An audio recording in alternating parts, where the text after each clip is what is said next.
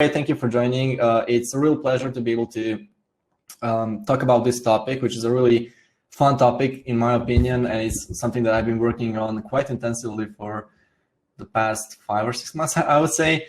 So hopefully I get to share my knowledge and get to actually show you what some of the advanced Jetpack Compose features can do for you, and how to use them in your applications. Obviously, Compose is still in pretty deep alpha, so things are about to change, and they'll probably change, or they're probably changing at this very moment.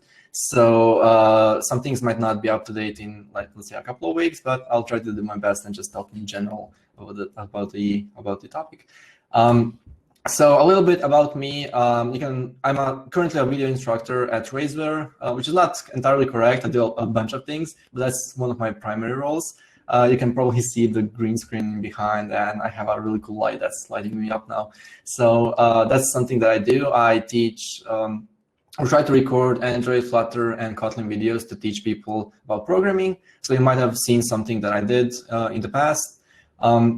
Other than that, you can find me on Twitter, LinkedIn, on the GD website, as I'm part of the GD program as a Google Developer Expert for Android and Kotlin. So I'm pretty active in the community, and you can see my stuff all around. I used to do much more writing and blog posts and stuff like that, but I just don't have as much time anymore. So I do presentations when I can. Another really cool thing that I do is that I have a Sunday one-on-one mentoring slot. So basically you can book a slot with me and talk to me for half an hour, more or less every Sunday. And there are 2 slots every Sunday, if I'm not mistaken. So if you have any kinds of questions that I could possibly answer, feel free to book a slot. And we'll have, I'll share this presentation as well, so you can use the links directly so you don't have to jump around. A quick disclaimer about my talk, or about my title. So the title is Advanced Jetpack Compose. And obviously, advanced can mean a lot of things to a lot of different people. So one of the things that I'll actually try to focus on here is some of the non-fundamental things, so to say. So I won't really talk about the fundamental components, about the fundamental ways Compose works. I'll try to talk about some of the more practical use cases that you can apply to your applications once you start using Compose in your apps. That includes state-based screens. So when you actually develop a screen that's completely state-driven, something that updates itself based on the state, something that represents different types of UI elements based on the state that you get. So, for example, showing an error screen in case you don't get valid data, or showing valid data in case you do get everything you need. That'll kind of tie into using MVVM or model view view model and live data and flow. Again, I won't really dive into the deep parts of using live data and flow. I'll just talk about how you can integrate all those things together in Compose and make something that's completely reactive and very, very, very nice to write in terms of code. I'll also talk a bit about transitions, or the animation/transition API of Compose. It has changed recently, so I guess some of the people who saw this talk being held, I guess a month or something ago, will see a completely new API, which is really cool and exciting. And finally, I'll talk about generic Compose components. So not just a way to build something that's reusable, for example, like a rating bar, something that you can use on multiple screens, but something that you can use on multiple screens and have it completely customizable to that screen. So really using the power of both Jetpack Compose and the generic API of the Kotlin language. So let's kind of dive into that. So the first thing that I'll talk about are state-based screens. So basically, as you know, in Compose, the idea is that the UI is a representation of state, which means that it's actually a function of state. So everything that you want to represent will be represented by state, or sorry, every single Compose UI element that you want to represent will be represented by the state you have. And based on the state you have, you might want to change items, you might want to change the UI, show or hide items. And you can do that in Compose very easily. So as you know, Compose, or if you don't know, Compose renders UI in the call order of the functions, of the composable functions, which means that if you call a function to create an input field, and right after that, you call a function that creates a button. If you're using like a column, which is one of the components that is pretty much a linear layout, a vertical one, then you'll have two items on the screen, which is, well, three items on the screen, one container that holds two items, and then those two items would be the input field and a button, which means that everything is based on the call order.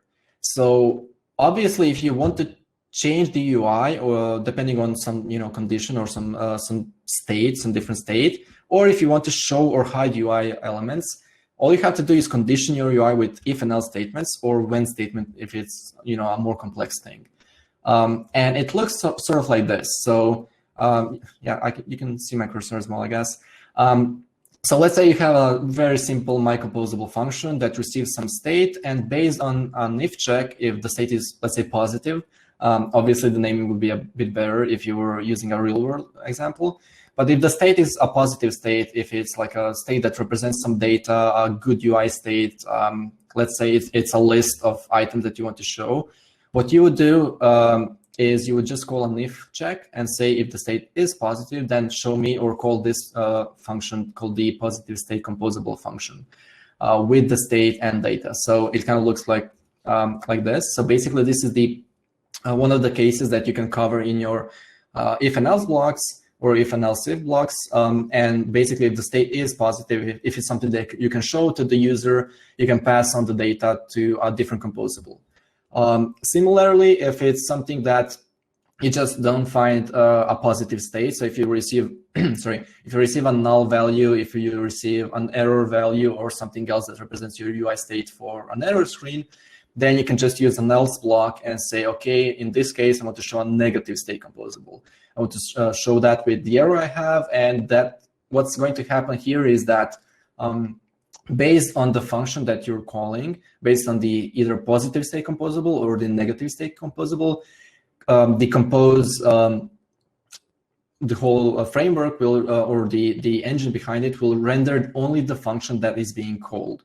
So it's not actually going to call two functions and then do some extra work. It's actually going to call only one function based on the if check, and then show only one element, which is what you really need. So usually you would do, or how people do this in applications, is that they change fragments, they change different fragments based on the state, or even, I won't say even worse, but something that can become quite bloated after a while is that you have a bunch of different groups of UI elements in your layout, and based on the state, you show or hide different elements.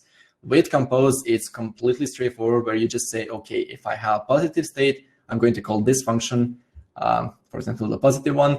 If it's not a positive state, I'm going to call another function, and based on that, the framework is going to generate a different UI screen, which is pretty cool.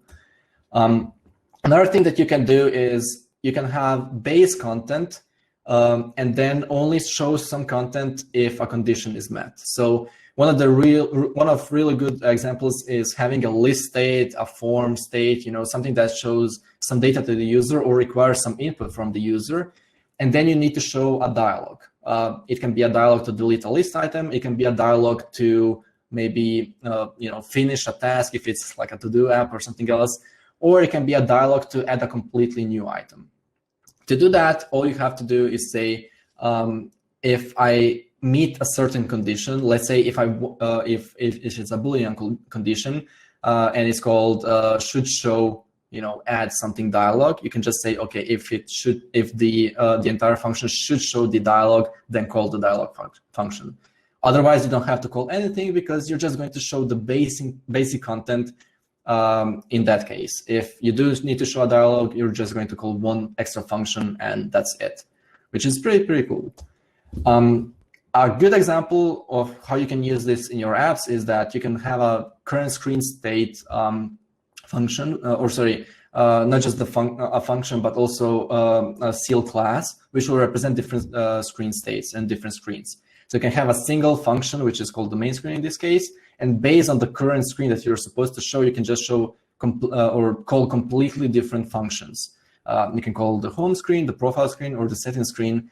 And based on the function you call, you're going to show completely different UI. This is something that kind of makes sense out of the box, but let's kind of go over a more concrete example about some, an application that I built for a course, and that we can use as a good example of how this works internally.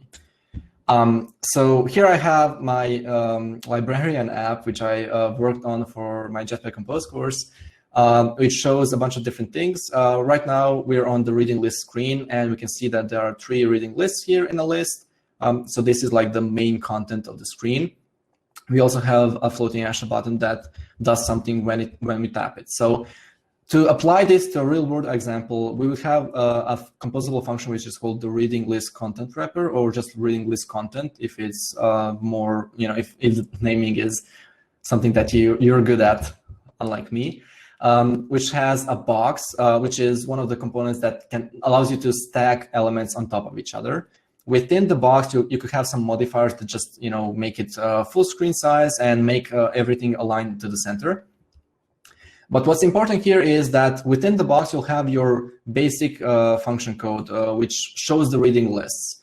And underneath, you can have like an add button, something that, this is a native app, by the way. So you can have a new, like an add new reading list button that's going to trigger whenever you tap on that button, and it will show a dialog. So how do you proceed with showing the dialog? Well, all you have to do after the add reading lists button, you can just say, okay, if I need to show the add list dialog, or if I need to show a certain condition, I'm going to show the add reading list dialog. So what happens here is that based on the state that you observe in your Compose UI, you have this as a basic state where the isShow add list, or isShowing add list flag is actually false. And then once you change that flag to be true, the UI is automatically going to recompose and update the UI by adding an additional element. And the way it adds an additional element is just by calling that function within the actual block. Simulator is not completely visible. Yeah, it is. It's just kind of cut out because I don't have like the border, the screen border. Additionally, you can have another dialog saying, okay, if I need to delete a reading list, and I can represent that by an object which is called delete list. And if it's not null, then I'm obviously going to delete something, or I should show a dialog to delete something. I can add a new dialog. So basically, you now have 2 if checks, which just show UI elements that are represented by a certain state that only shows up once that state is active, so to say. So in this case, you will show the basic UI, which is the reading list. And then if you need to show the add list dialog or the delete list dialog, you just change the state. But how does that actually happen? What about those state changes? What do these state changes mean? Well, as I mentioned, previously, everything in Compose is based on state, and the UI is a function of state, and the state tends to change. So this whole process is called recomposition, which means that if you have a certain screen, a certain set of UI elements, and you have different types of state. For example, you have the container state, the header state, and a list data state for this screen. If you change one of the states, what's going to happen is that the Compose engine is going to, and the entire Compose tree is going to notice that you're not changing the container or the header states, you're just changing the list state. And based on that, it's going to recompose itself, which means that it's going to render itself again based on like a minimal number of updates. And it's going to just remove those 2 items from the list. It's not actually going to change absolutely everything and reload the container or the header if it doesn't really have to. So it's going to be really optimal and really fast, which means that you're going to have a really nice way of updating your UI without actually, having to remove elements yourself. All you have to do is change the state. The same thing happens for our dialog here. So let's say we have the same example, except that we notice that in the first, or like the basic example, we don't have any dialog state, or the dialog state is null, which means that we don't show a dialog. But once we change the dialog state to be not null, once we change it to actually have a value, it's going to update the entire Compose tree, or actually it's going to notify the Compose tree that there's an update. And based on that if check, you're going to show a new dialog. So this is pretty much what happens underneath your code. And it's really optimized, and it's really fast. So how does it actually tie into what I mentioned previously, which is MVVM and using our reactive architecture, something that automatically updates once you change the state? Well, since Compose is based on declarative programming, it means that you generally want to pre-program everything ahead. So you want to declare all the states you have, you want to declare all the UI you have based on those states, and then all that's left to do is to connect Compose to, let's say, your view models, if you're using a view model or some other construct, and it should observe the data. Here I chose live data as a thing to observe, but you can also use flow. If you really want to, you can use Rx, I guess. But basically, anything that's observable, anything that can change, and anything that's going to update the UI whenever something changes. So it doesn't really matter what you use underneath, as long as you get the data to either like a live data or the actual Compose tree. So here in my reading list content wrapper, a part that I kind of omitted previously is are my states. So what I do here is that by using the view model, I observe the state from the Compose content wrapper, which is the composable function. And I use the function observe as state, which is a function on a live data construct that transforms the live data into a state object that Compose can listen to and react to. I can also pass in like an empty state here in case I want something to represent the state if there's nothing. So this is null safe and it won't show you any errors or any nullability errors.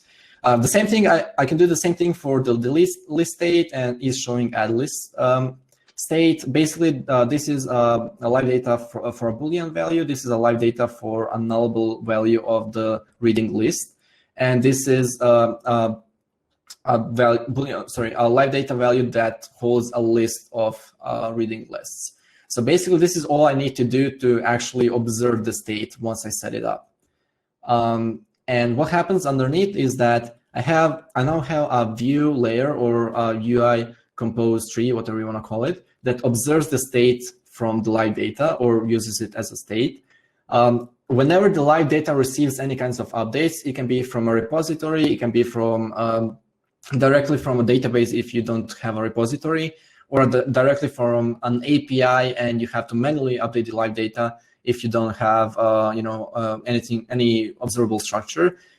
No matter what way you update the live data, it's going to receive that update, it's going to notify the UI of the change, and the UI part or the view part is going to recompose itself with the new state, continuing to listen in the updated state to what live data receives. So this is a really reactive way of doing things and really simple way of doing things. So that this is pretty much how things work.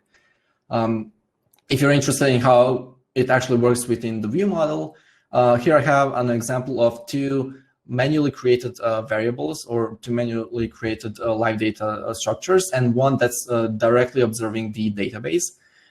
So I'm just going to go over this real quick. So basically, I'm using, I can go full screen. It's broken. When I press it, it says there's an error and I have to kind of, so I'm using the repository that I have, which connects directly to a database using Room, and I'm getting a flow back. So I'm using Kotlin coroutines here. I can use Rx, as I mentioned. I can use live data directly, but I use flow just to make sure that I can do some transformations if I wanted to. After that, after I get my flow, I transform the flow to my live data construct, and I can bind it to the view model scope, which is on the main thread. So I get main thread updates, which is really cool. And this is pretty much all I have to do on the live data side. So my view model is now directly connected to the database and receives live updates. And my UI screen is connected to the view model and receives live updates. The same goes for the two properties that I have here, which is the live data for if I'm showing the reading list or not, and the live data for the delete reading list. Whatever data I hold within is going to be pushed to the UI screen, and then I can update accordingly. So if I want to update something myself, or I want to respond to a user action, such as clicking on the floating action button, all I have to do is update the live data, and it's directly going to update the UI screen because it's all reactively connected, or it's all declarative. Additionally, I can do the same thing for the delete reading list state. I can just, when I long click on a reading list item, I can just store that data within the live data value, and it's going to push itself to the screen, telling the composable function that there now is a list to delete, and it's going to show a new dialog, which is pretty cool. Additionally, whenever you want to do anything manually, like add a new reading list to the repository, or dismiss some of the dialogues, what you have to do is just reset the state. So basically, you can just say, okay, I want to set the state to false or null if you're using null instead, or whatever you're actually using on your side. This is something that works for me, but you can have more complex structures. And this is pretty much it. So what happens here is that when you, for example, add a reading list, you update room, which directly directly updates the new state. So the new state is pushed to the live data or the flow that's directly pushed to the compose UI tree, and it directly updates UI. So everything is reactive, and you have very little to do once you set the initial state up. So this is really cool. It doesn't require a lot of function, a lot of manual updating of the UI. It just requires of you to change the state, which is the point of compose. So you might ask yourself, where do you want to hold the state, or how do you want to hold it? It doesn't really matter as long as you subscribe to it and keep things reactive. So you can hold the state in a view model directly as a live data, and it can come from any source. So it can come from a database. It can be a manually handled source through an API or through your functions. It can also be like a complete RX structure or Kotlin flow structure if you want it to be. As long as you have like a single source of truth that you care about, which can be your database, for example, and you're subscribed to that, it doesn't really matter where or how you hold the state. In the end, it just updates the compose UI through the state object as you're observing it the whole time, which is really cool. So on top of that, you might want to do some complex animations to make your apps really pretty. Now that you have the entire state handling finished, and you have all the screens reactive completely through MVVM and everything like that. So you now want to, after doing all that complex architecture stuff, to add some animations to make it a bit nicer, a bit spicier. And you can do that in Compose very easily, actually. So Compose allows you to animate through three ways of animations. I have like a different talk where I talk about more basic types of animations. So I'm just going to talk about complex transitions here. But basically what you can do is you build a base transition, which says, okay, I want to go from one state to another. And then I want to apply different transformations based on that data, on that value. After you get those transformations, you can just update your components directly by using state objects. It sounds a bit complex. It sounds a bit like there are many steps, but it's actually pretty cool and pretty simple to do. For those of you who actually kind of know me a bit more, you know that I'm completely out of the UI part. I'm not really keen on designing stuff and doing pre-animations, but even with Compose, or even I can do something nice with Compose. So I'll show that in a bit. So basically we have here, I defined two states for my screen, my book review detail screen, which is the initial state and the loaded state. So what I wanted to achieve here is to have an animation that kind of glides into the screen. So the content glides into or flows into the screen slowly from the bottom part of the screen. Because of that, I need to have an initial state where the content is not yet loaded, and the loaded state, so to say, where the content has moved into the screen through the transition. It's a pretty simple example of using seal classes, which is really cool. After declaring that seal class, I also need something that's going to hold my transition state. So what I did here was I built a book review details transition state class, which has a bunch of mutable states from Compose. It also uses the state through delegates, so I can directly access, let's say, the margin top for the image, or the floating button size, or the content alpha. So basically anything that I want to animate in this case. After I have that ready, also a small disclaimer is that you can't really put these delegates into the constructor. So you can have a data class which does these things, because the delegates can truly be used directly in an inline way in constructor. So it's a bit easier to do it this way, and it's a bit nicer as well. So now that we have that, this transition and everything ready, this state ready, we need to actually define the animation. So to animate something, you also have to build a composable function. So it's within the composable tree. The composable function here that I have here is called animate book review details. So basically what I do here is that I take that screen state that I want to show, which is either the initial state or the loaded state. And then based on that state, I'm going to build a different transition or change the values to a different value. I use the update transition function here, which creates a new transition that's going to update some data. So basically it moves to the targeted state. So this property is named target value or target state. After I define the base transition and I can apply some transformations to it. One of the examples is animating a DP value. So what I do is I call transition animate DP, passing some parameters. And what I get back is another state object that I can observe. This is really important with Compose because everything needs to be observable. Everything needs to be state driven, because that way you can receive updates for your UI and everything can recompose safely and in an optimal way, so it doesn't waste resources, so it doesn't kind of break your animations or break your screen. So you always know what's going to happen. In this case, I define a transition spec and an extra content or like a value calculation function. So the transition spec is just a function, a Lambda function that's going to define how the animation plays out. I use a tween animation here, which is like a really simple animation between two values with a duration of 1,000 milliseconds. So by default, it's using a bounce animation.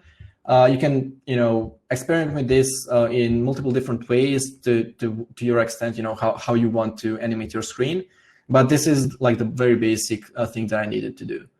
And then you define the content function here, which basically defines what you should do or what the image margin top value should be based on the state we have.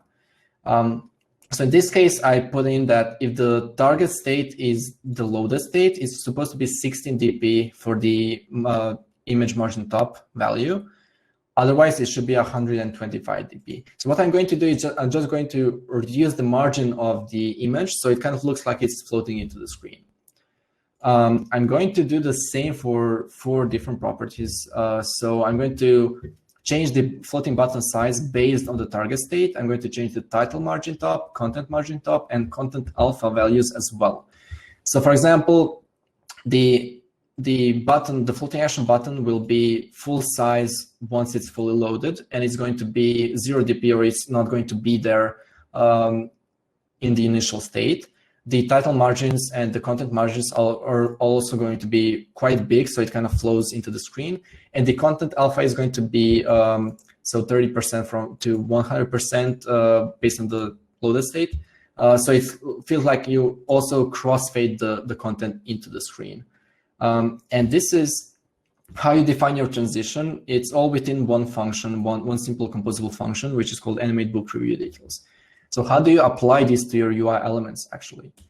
Well, all you have to do is within your UI elements, well, another thing that you kind of have to do that I forgot real quick. But basically, you create what you have to do is create another state, the state that we defined at the very top, which is called the book review details transition state. And you have to, through the function, you have to update the parameters and return that state at the end of the function. So you have to actually return some state, so you can use it in your composable functions. After you do that, what's going to happen is that you're going to keep an animation that's running. You're going to create it, and it's going to run itself. It's going to update the value. Before that, it's going to create the state that is going to update. It's going to create a state that is going to update every single time in the transition keyframes. The UI elements are going to observe the animation state objects, which are going to send updates to the UI elements again, which is going to recompose everything.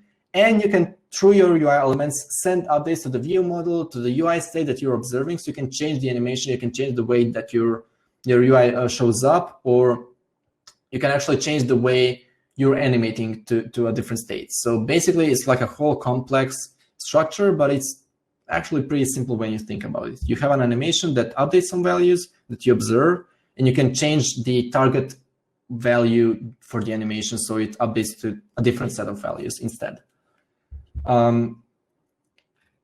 Yes, oh, sorry, real quick. So how do you apply it to your UI elements? Well, you call the book. So what I did here was, and I'm sorry if something changed on the actual screen. It's not, I'm not doing anything. So hopefully you can see everything now. What happens here is you call the view model. Again, you fetch the animation state that you want to go to, which is the initial state at the very beginning of the screen. And then you create a new state that you're going to observe through the animate book review details function. You pass in the state, and if you update the state in the view model, it's going to change the way it's supposed to animate. So what I did here is I used the launched effect to just create something new, like create a coroutine and update something when I first render, when I compose these UI elements. Once the screen loads, once it finishes loading, it's going to tell the view model, hey, now you're supposed to be in the loaded state, so let's start animating. This is cool because you don't start the animation early and you don't kind of have to wait for the animation for a long time. As long as something is visible and available, you can start animating the screen. And to actually animate the screen, all you do is you can say, from this state, I want to take the title margin top, I want to take the content alpha or the content margin top or whatever property you have. So you directly read the properties and you apply it to your UI elements, which means that once you update everything in the animation, it's directly going to update all your UI elements, so you don't have to do anything else manually.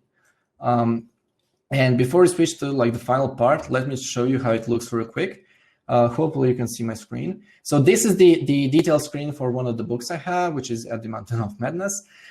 Basically, this is the basic screen. So this is the image that I'm talking about. This is the content and a list. So how it animates once you run the animation is once you open the screen, it slowly dives into the screen and it shows content. So let me just run this real quick because I'm really proud of the animation.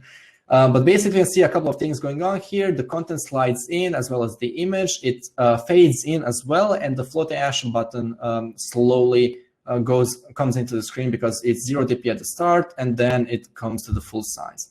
So this is something that I'm a really big dum-dum when it comes to animations and UI. This is something that I managed to create on my own, and you can use this approach to animate basically anything. So if you think about the compose mindset, and that everything is state, you can just say, okay, I want to animate these things in this or that way.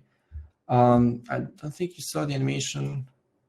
So there it is. So you can kind of see it. Again, this project is available, so you can just kind of clone it and run it, and it should be fine. You should see the animation and everything. So you can see it with different books as well. So there's more content here, and everything works pretty nice, I guess.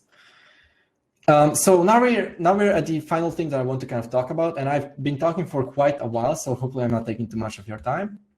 But the last thing that I want to talk about is generics and generic components. So to me, a generic component is not something that's like reusable, like a rating bar that you can use. It has the same behavior and it's always the same, but you can use it on multiple screens. A generic component is something that's completely generic, so you can also generify the behavior. You can put it in different screens based on different use cases and so on and so forth. So things like dialogues, prompts, menus, and so on. So you can do this really, oh, the frame rate is still low to show the animation. I'm terribly sorry about that. So hopefully you can clone the project and see it yourself or something. It'll be available, but it's a really cool animation, I can guarantee you. So in terms of like generic dialogues, you can create a dialogue function, which is called delete dialogue. It's completely generic because it receives a generic item. It also receives a generic action based on when you press the delete button on the dialogue. And within it, you can have a simple alert dialogue in this case, where it's going to set up everything, such as the title, the text, and so on and so forth. But it's going to set up a button that's going to trigger your action based on what you want to do when you delete it, or what item you want to delete it. So now you have a fully generic dialog that sets up a dismiss request, the text title, the buttons, and everything. And if you want to use it, all you have to do is you can say, I want to use my delete dialog. I want to pass in a book to delete. I want to have this message. And once the delete item callback is triggered, you can run these two things. So you can delete the book from the view model or from the repository, and also cancel the dialog or just clean it up or whatever you have to do. And what's really cool about this is you can just replace the book here with a genre of your books or a reading list or whatever you have in your application, and it's going to work the same way. But it's going to be more generic because you can actually define the behavior once you want to delete the item. Another really cool example is creating pickers and spinners. So you can create a generic picker, a generic spinner, whatever you want to call it, that has some text. It has a pre-selected item, a list of items that you want to show, a function that compiles or transforms the item to a string to represent it in a list, and then a function that handles once the item is picked. So you can create the basic state, which is if the picker is expanded or not, and the picked item state. After you do that, you can create a simple drop-down menu, which creates a drop-down button, for example, here. That's a toggle for that spinner, and you can create a basic setup. You can set if it's expanded or not. You can change the expanded state in the dismiss request, and so on and so forth. But what's really important is that you can create a list of drop-down menu items based on those generic functions that you have. So you can transform the item to name whatever you want in whatever way you want, and you can also pass the onItemPicked function your item that you want to pick, and it's fully generic. So what you can do now is you can just say, I want a spinner picker on my screen. I want to use genre, so I can pick a genre. I can have, let's say, the currently selected genre as a pre-selected item. And if you want to show genres in a list and a spinner list, then you can just say, you can use its name. But instead of the genre here, you can use books, you can use movies, you can use reading lists, whatever your app has. And it's completely generic in a way that you can send this or copy and paste this code into a different project. You can create like a foundations library that's a set of your composable functions. And you can use this across your projects, across your team, across your company. So it's completely generic in that way that you don't have to copy and paste, hard-coded paths and imports and types. You can just use very generic functions that will allow you to do all this and much more in a much, much easier way.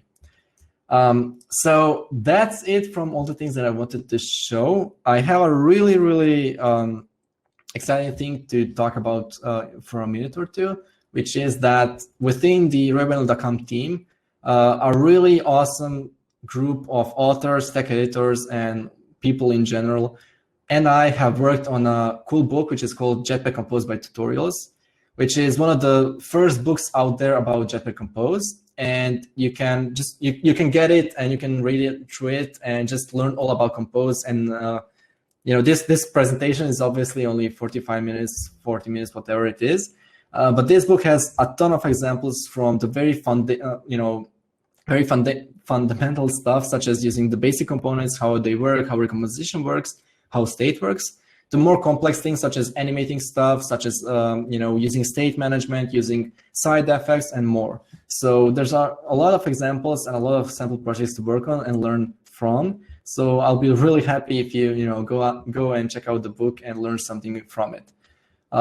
Again, one disclaimer is that the book is targeting Jetpack Compose 10, if I'm not mistaken, because right when we wrapped everything up, all the writing and everything, and tech editing up, we received like 1 or 2 versions of Jetpack Compose. So it's not targeting the very latest version, but it's really, really good, and it has a lot of examples that are not really going to change that quickly, or they're not going to be broken really quickly. So check it out, and we'll definitely update it for new versions. If you need more resources to learn about Jetpack Compose, you can check out my GitHub repository and the course that's based or on which that repository is based on. You can also check our Jetpack Compose tutorials and, of course, the Jetpack Compose by Tutorials book.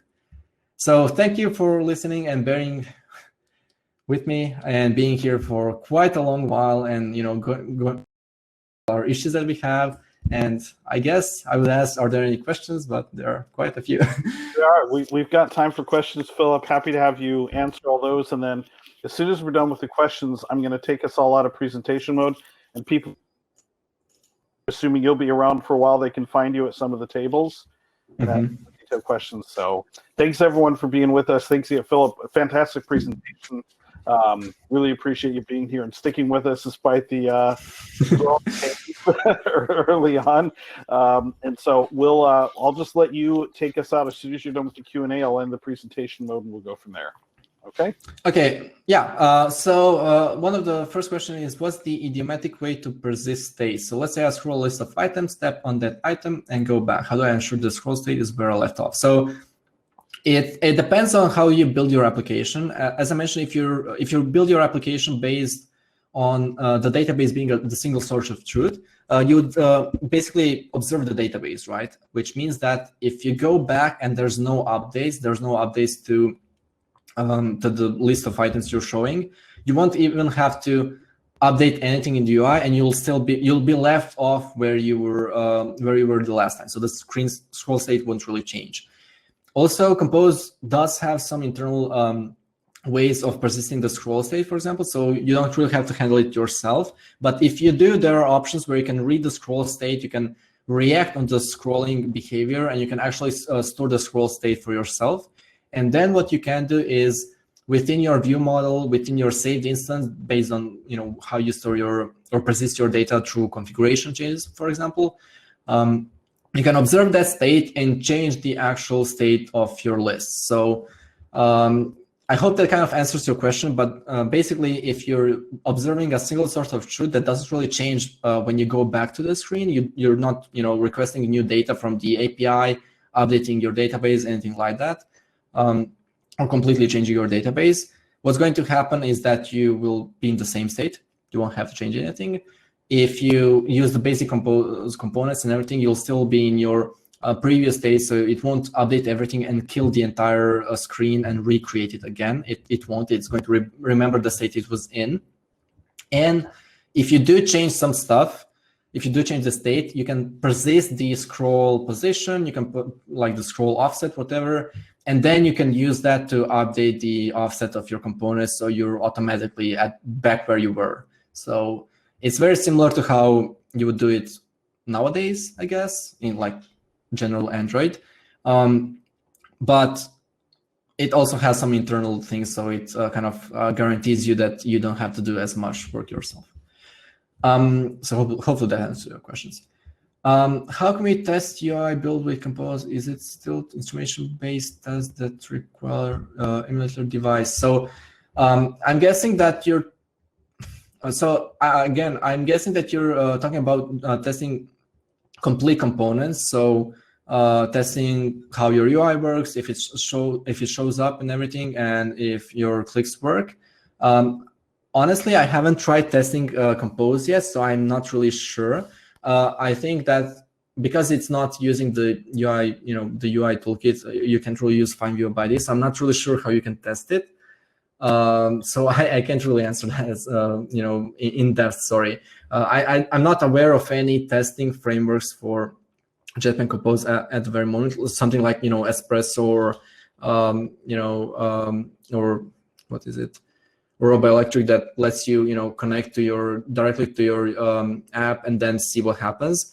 But if you're just talking about very basic things about testing forms and testing, for example, if your state management works, what you can do instead is kind of neglect the UI layer, run your UI tests, and just update your view model state. So that's going to update the UI directly, and you're going to see those changes. So in that case, you can test if your view model and state handling works. You can take screenshot tests as well, but I'm not sure if you can kind of find the view by the as you would to see if it's there and if it's rendering correctly. Currently, the scrolling for lazy column row is not smooth enough, especially while the item contains image. Could you please share some tips and tricks to have smooth scroll with lazy column or row? So I think the reason for like the smooth scrolling not being or the scrolling not being very smooth is that Compose is in alpha, obviously, and there's a lot of things that they still have to do when it comes to the lazy column, lazy row API. One of the things that you could potentially do is, if you know a fixed amount of items, that you have a fixed amount of items, instead of using lazy components, you can just use a static list that's going to show all the elements at once, and then through that you can have all the elements rendered and you can scroll without having to recreate anything. So there really aren't any tips that I can say do this or do that and it's going to be super fast, because the entire framework is in very deep alpha. So it's hard for you to, or in general, it's very hard to just optimize it, because the internal works are not optimized yet, I would say. So I would say that we should kind of bear with the API team and see what they come up with soon. They've recently recreated the lazy X API, so to say, by deprecating the lazy column and row 4. So they only use a single element, single composable. So I'm pretty sure they're working on that really intently. So we'll definitely see some improvements in the next, I'd say, a couple of weeks or months, probably, in terms of scrolling, once the API is a bit more stable. So I would say it's a common thing to do. And this is one of the reasons why it's all still an experimental API, why it's all still within the alpha version, because there's just so much to do to make it more Android-like, so it supports other Android features. Is there any solution for drag and drop feature between lazy column items? So I know that you can add, you can add a bunch of handlers to your and gesture recognizers to your UI elements in Compose, so through modifiers. So you can add click listeners, you can add long click listeners, you can add other listeners as well. I haven't personally used a drag listener or the drag and drop API. Again, you kind of have to bear in mind that it's still in alpha, so I don't think there's currently a solution, because when you think about composable elements, they are rendered based on the function call, and it's a bit different. It's hard to say. I would say it's a bit harder to implement the drag and drop API as easily as it was in Android, because you have your UI elements and you just move them around the screen, so to say.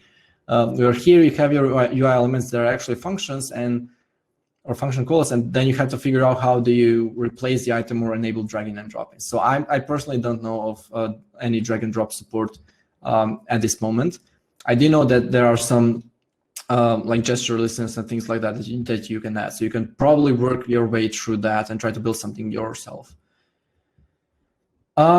Okay, so hopefully that answers your question. Again, I did work with Compose quite intently for the past 5-6 months, but I haven't dived into every single API into everything, so I can't really know about every single API feature. One of the things that people asked me about recently is accessibility support in Compose, and up until Compose 10, Alpha 10 or 11, there was no accessibility support. So we just got some accessibility support for images and image content. So hopefully we'll get more support for the remaining content as well. But they're slowly adding more features, on a bi-weekly basis. Why convert to live data? Can't you just use Flow?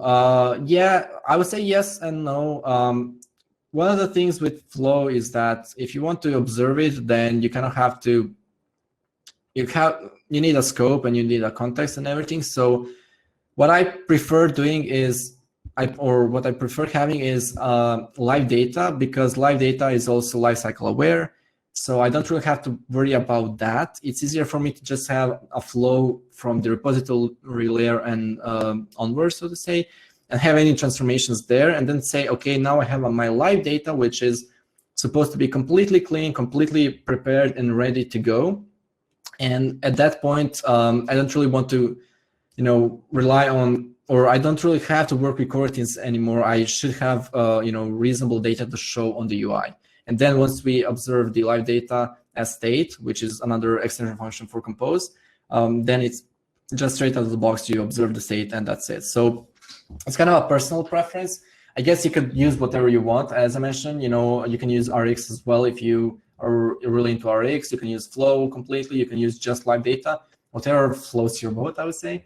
I personally liked just using live data in my view model, because then I know it's lifecycle aware and everything. I don't really have to worry about that part, so to say. So hopefully that answers your question. How does Compose handle deep linking user-specific page following complex navigation flow? Show details of an item, but keep backstack, home, profile card. So it depends. I mean, sorry if all of my answers are kind of it depends, but it's actually the case. So in terms of compose and screen states and deep linking and everything, it really depends on how you build your app. What you can do is you can have a single application, single activity application, and just replace composable elements. So like the home screen example, main screen, whatever you want to have. That's one thing you can do. In that case, you have to represent deep linking states or deep linking stacks on your own, because Compose doesn't really, think of the stack, because the stack, the task stack or the activity stack is something that's activities, fragments, and so on. That API, it's something that's really natural to that API. But Compose is a UI framework. It's not a deep linking framework. It's not a task framework. It's just meant to build UI. So in that case, if you want to have deep linking, what you can do is you can still have deep linking through your regular application code, which is activities and fragments, if you use fragments. And then within those activities/fragments, you would just show the Compose UI as a part of the UI, as a part of the fragment or the activity in that case. So to answer your question, I guess, if you use activities and fragments right now and you want to preserve your deep linking logic, all you have to do is, instead of using XML and inflators and set content view, you just call the set content function instead for Compose, and then set up the UI as Compose. The rest will work in the Android ecosystem of activities and fragments. If you want to avoid using activities and fragments and just use one activity and have everything else in Compose, what you will have to do is kind of keep the track of the imaginary stack that you don't really have on your own. So you can have like a list that holds like the path that you went through, and then pop the stack based on your the user actions, which I think is a bit more complex, I would say. So I would definitely kind of advise you, if you can use activities or fragments if you like them, do that, and then just use UI or use Compose for UI. That will work out of the box. Is holding state in the database worthwhile from a performance perspective? Well, again, it depends on what you do. I mean, most applications nowadays want to support offline mode. So in that case, if you want to support offline mode and you already have a database, it doesn't really matter if you hold the state in a database, right? And I'm not saying that you observe the database directly as a state that you store the screen state in a database, the form state in a database. You can hold that state within your view model, right? But the state that's persisted, that should be persisted, that the user wants to see, even if there's no internet connection, such as list items or their personal information, such as like a user info object or something like that. All that you will store in the database either way, right? So why not just observe that and use it as a single source of truth? So whenever you change something, you just update the database and the UI reflects that. If the user, for example, changes their day-night mode and in the app through the settings screen, all you would do is update either the user configuration object in a database and update the UI accordingly, or you would update the share preferences object and do the same.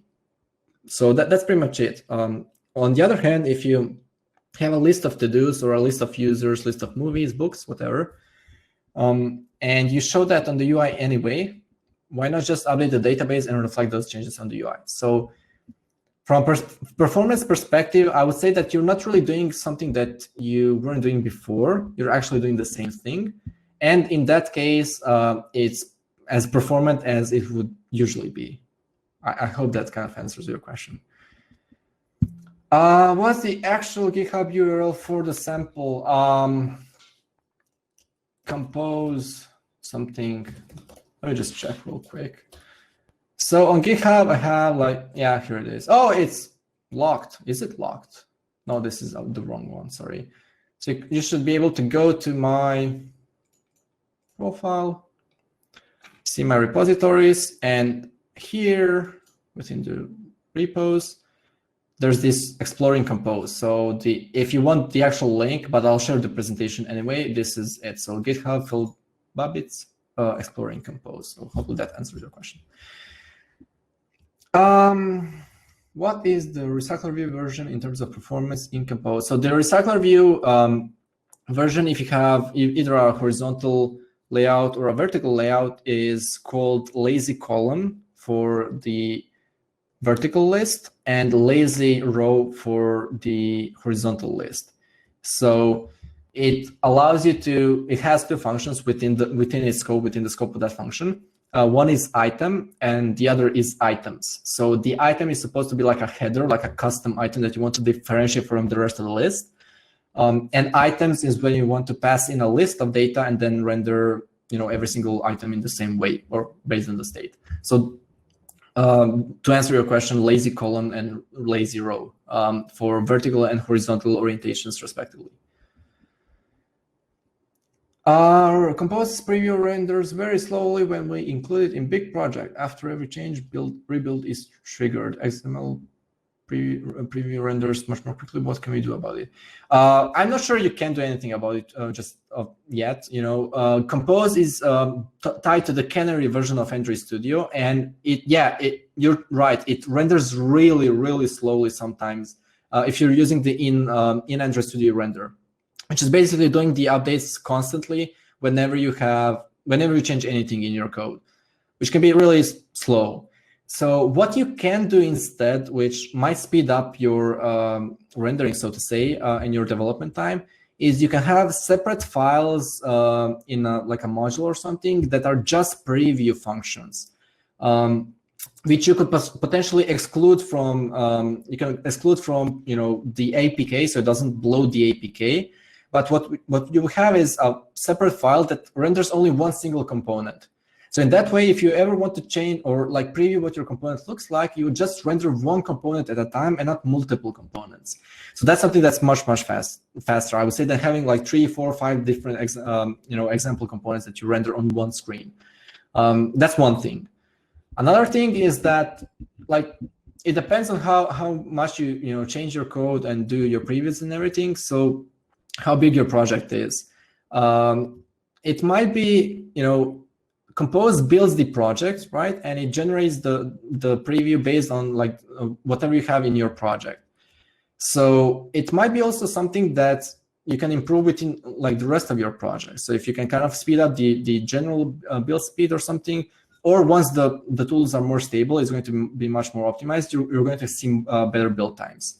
But for now, I would say, try just separating those files those previews into separate files.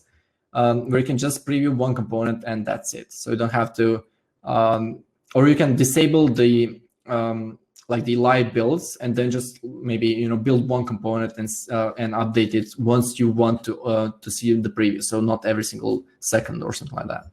So that could kind of improve your performance a bit. Okay, so many questions, awesome. I'm not sure how much time we have for questions, but I'll just kind of keep going and you can stop me whenever. So can we use Compose with MVP pattern without reactive streams passed to the view with only plain objects that gets populated in the XML? I'm guessing, I'm not sure what you mean by plain objects that get populated in the XML. If you're talking about preloading arrays or objects, in your XML resources and then use that? The answer is yes, but you have to load that state and represent that state when you actually load the UI screen. So you can do that. In terms of like not using reactive streams, so there is no way to update compose UI elements manually. So you can go into a function and say, get me this component and update it with new state. So you have to have observable state, something that you can change, let's say a live data object or a flow or a RX stream, something that you can change that's going to reflect those changes. That's the only way to update the state once you load it. But for the first load, you can use XML-based data if you want. But if you want to change something, you're going to have to use something that's reactive. Bear in mind that reactive can just mean you have a live data in your view model and you do everything else in an MVP way. You fetch some data, you store it in live data, and that's it. But you can't directly affect the UI elements by saying, get me that element and update it. You can't do that in Compose. Is there a scope for iOS support in the future with Compose? I'm not sure. iOS has Swift UI, so I'm pretty sure they want to use Swift UI.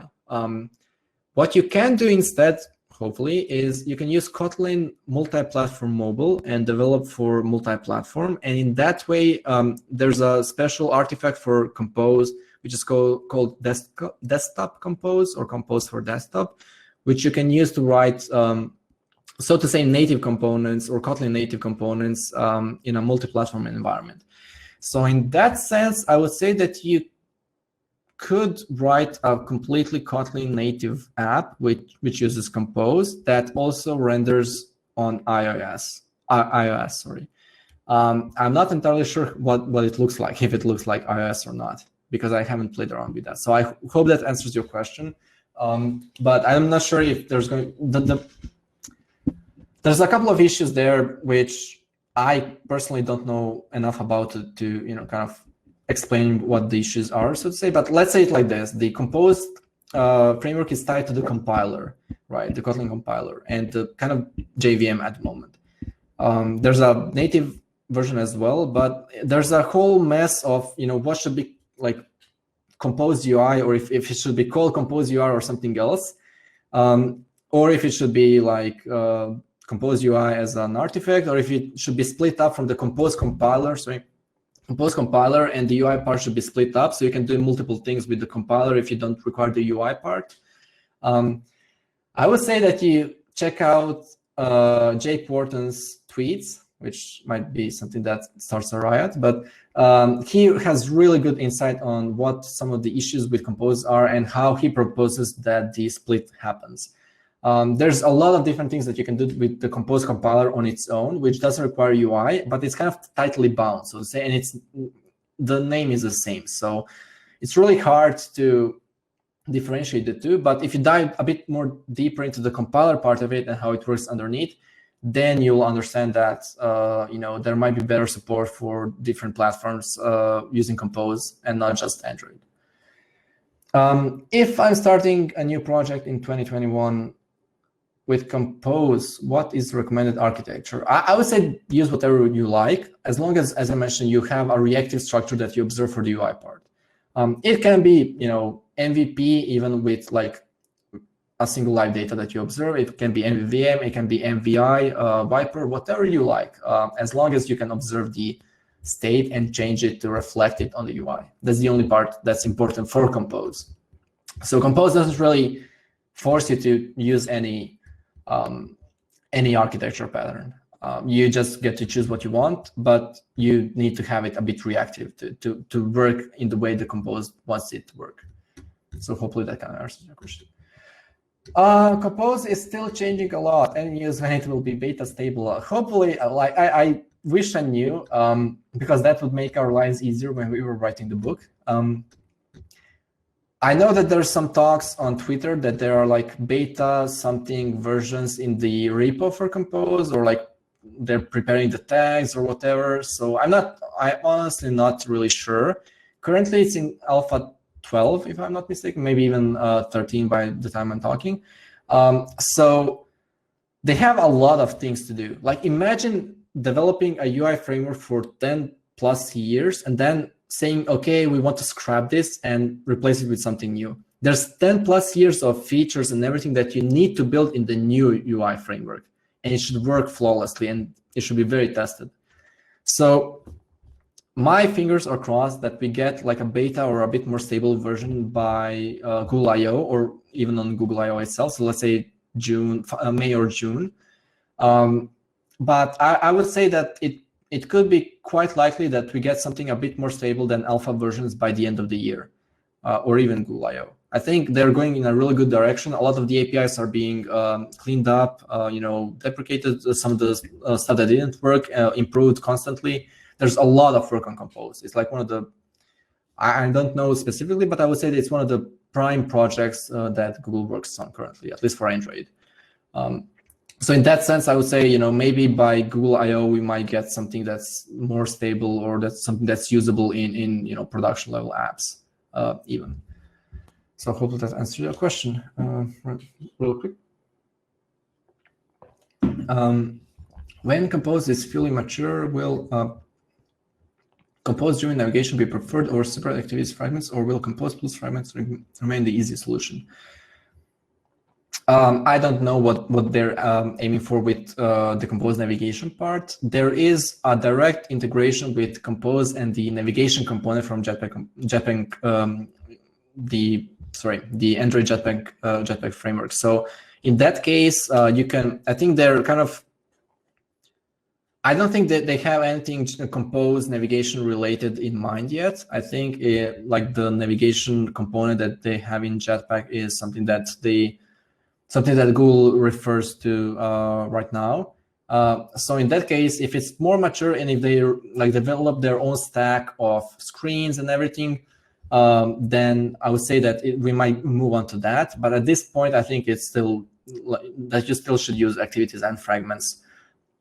If you use fragments, and if you use the navigation component, you can use that as well. Otherwise, you can just kind of